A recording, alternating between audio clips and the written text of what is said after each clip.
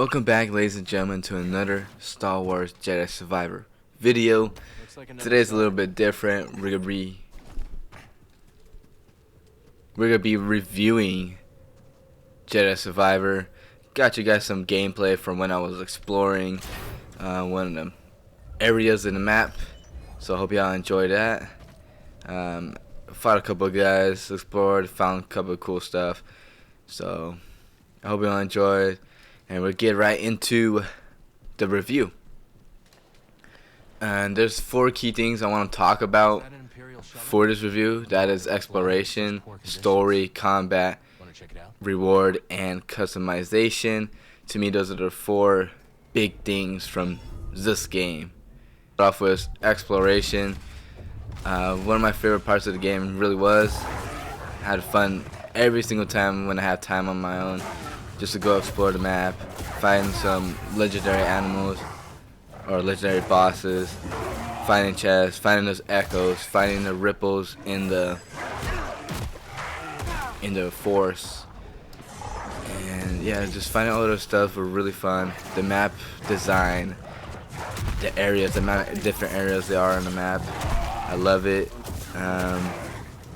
There's also like multiple planets you could go to and like loot. You had Coruscant. You had the Nova thing. It's not a planet, I don't think. It's like a crystal. I don't know. I don't know what it is. Then you got the Shattered Moon. It's not a planet either. It's a moon. But you had that. And then you have the main planet, Koba. Koba obviously is my favorite planet. It's the main planet for a reason. He has multiple areas, a lot of stuff to loot, and unfortunately I was unable to do the bounty hunter missions. For me, it's glitched out. I know other people have that same issue, and it's very unfortunate. I would have loved to do it. I would have loved to have done it, but it is what it is, and I'm just gonna move on with it and not do it because I'm already done with the game. There's no point of me going back. And although there was a Boba credit scene in there, or not credit, credit like he was in the credits, so Boba is in the game for sure. It's just unfortunate that I was unable to play those bounty hunters side missions, and yeah, it sucks. Like I said, Koba had so many different areas. You had the desert area, the forest, the mountain area where I'm getting this gameplay from, and then you had the Old Republic temple stuff. So those were very cool as well. The temples always had a different puzzle, beautiful inside. I think graphically, I think that's like the best place graphically, you know. That's where the graphics for sure shined for me, was in the temples. Looked beautiful inside. Always cool just to go search for those echoes, solve the puzzles, and just listen to the story about a Padawan and a master, and them teaching, you know, the young Padawan. That's really it for exploration. Super fun. Can't really describe it much more. You just gotta go play it. I hope you enjoyed the gameplay I have, because that's really what I'm doing right there. It's just searching. I rate it 8 out of 10. Like I said, I can't really describe it that much more. You just gotta go out, go play it. I really recommend going out, going to all these different places, going to those rumors that, you know, the people at the saloon talk to you about. And yeah, it was super fun. Multiple areas, found a lot of stuff for your character. First Jedi Survivor story is completely different from Fallen Order. Fallen Order is about a Padawan who survives the Purge. He has to relearn all the stuff that his master taught him throughout his journey, and he becomes a Jedi at the end of the story. Spoiler warning, if you haven't played this game, I highly recommend you do. If you're a Star Wars fan, it is a good game for you. And for Jedi Survivor, it's about loss. It's about loss, and it's about how powerful the Empire is, how dominant they are throughout the galaxy. And it really shows in the first mission where Cal Kestis and his crew They're sent by Saw Gerrera to retrieve intel to see how their efforts have affected the Empire, and they learned that their efforts have done nothing, absolutely nothing to the Empire. And right after that, his whole crew drops like flies. The people that he's been with for like 4 years, people that he's ate with, slept with, fought with, like they all just start dying, and it's just an emotional scene for Cal Kestis, and for the player, it's legitimately a wake-up call to the player, like to saying this is real. And people are gonna die in this game. And it continued throughout that, and that's, little did we know Bode was a spy as well, so that's even more that the Empire was always 10 steps ahead of Cal Kestis. But the destiny even continues. We lose Seer and we lose Cordova, big time people to Cal's life. I think Seer saved him from Braca, and then Cordova showed him the way. You know, he helped him understand loss is not the end. There's always a new beginning. You know, there's always hope and stuff like that. And that's what Cal Kestis realized at the end, that they have hope, and for those that are sacrificed them, they still have a chance. You know, it's not the end. I would rate. I'm rating the story an 8 out of 10. Loves the story. Death. Dagon was a great character. I'm not gonna lie, he was great until they gave him that force arm. I think that was kind of like a turn off right there. It's just like, what the hell's happening? Ravis was a phenomenal character. Yeah, I like Ravis too. Cordova showing up was a big surprise, and I really liked it. It's sad that he died, but it is what it is. Seer's character, her character dying. Her fighting Darth Vader, I think that's the right way to go. But I don't believe Seer would have stood a chance against Darth Vader, but it is what it is. And then Bode turning out to be a Jedi, turning out to be a traitor. Love that. And him dying at the end. Me personally, I don't like it. I think it's super selfish by Bode, but at the same time, I love it because Cal Kestis has to put the dog down. And it's a great resemblance to Rick and Shane from The Walking Dead, how they had issues. Shane was absolutely crazy, and Rick had to put him down. And they were best friends, and just like Cal Kestis and Bode, you really felt that chemistry between them and how close they were getting. And it's a shame that Cal had to put him down. And again, both of those characters, Shane and Bode, they chose that path, and it's unfortunate. And on to combat. The combat of Jedi Survivor. Me personally, playing on Grandmaster, I did not enjoy it. The first beginning, like as soon as you start playing, Cal Kestis just felt really slow. Like, I don't know, he just didn't feel right. Like, I felt like his swings were super slow. He didn't do that much damage. It was just like, I don't know. It just didn't feel good in the beginning. And then later you get perks. Made the gameplay feel really, really good. Depending about what perks you use or what kind of, skill set you're trying to make Cal Kestis have.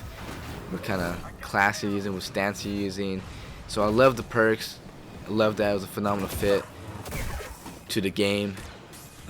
But the big negative for me is the parrying.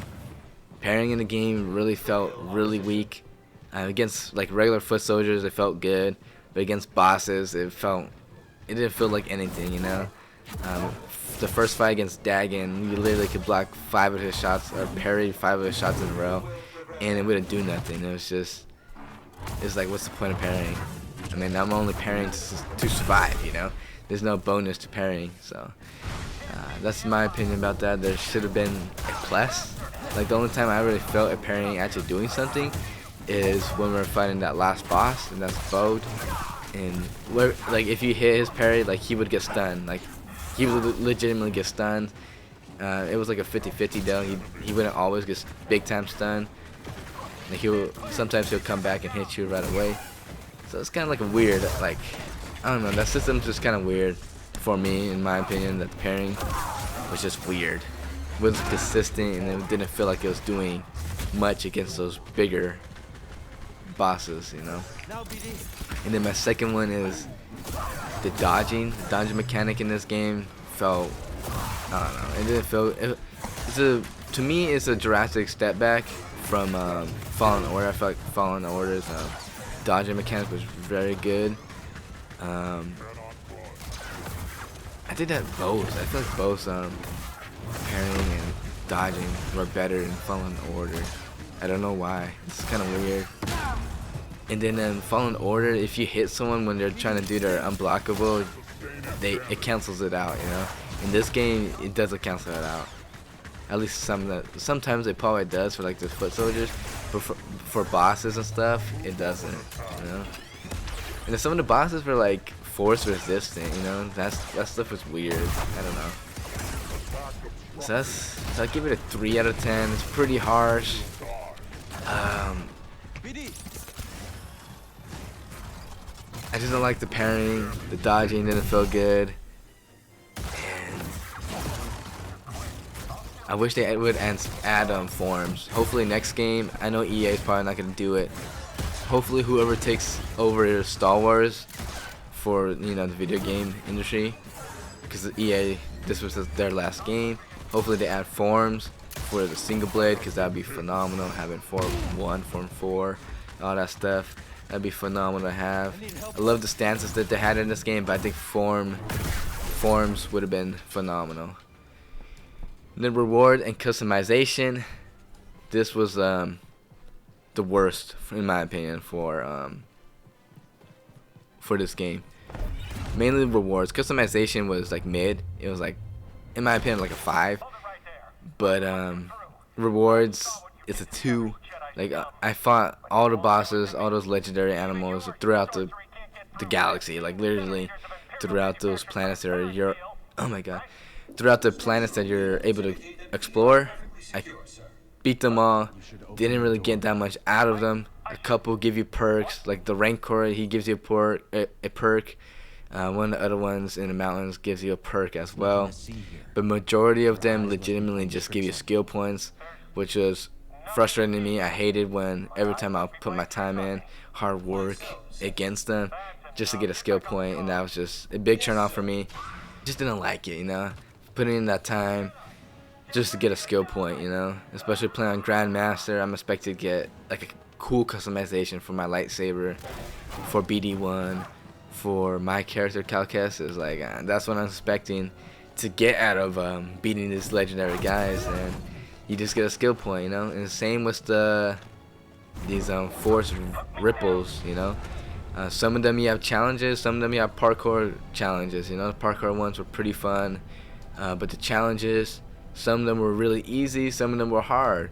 And the frog one, for example, you unlock it when you kill the frog. You kill the frog, you get a poncho, and I think you get a perk as well. So that's like one of the only ones that gives you actual loot than just a skill point. But the loot in itself was pretty ass. You get a poncho, which is, in my opinion, it's not even a poncho, dude, at all. It's a raincoat. That's a raincoat, not a poncho. I get you don't have sleeves, but that's a raincoat. A poncho is legitimately something out of like, that's like not plastic, you know. Like, let's be real, a poncho's not plastic. So that's my negative. The rewards that you get from defeating these legendary guys were horrendous. Every single time. Like 90% of the time, those legendary bosses gave you skill points. Those rifts gave you skill points every time, so 100% of the time. And it's just like, at the end of the day, when I finished the game, I ended up with 18 skill points left over. And yeah, I just don't like that. I don't like that at all. So I give it a 2 out of 10 because of that. Customization in itself was the lightsaber, Cal Kestis, and BD1. I loved it. I think they could have done more, but it's good enough, you know. So step up from Fallen Order, but the rewards from killing these legendary guys is a big step down and very disappointing. Give the game a 6 out of 10. A 6 out of 10. That's my base great for this game. It's a 6 out of 10 game. Story was phenomenal.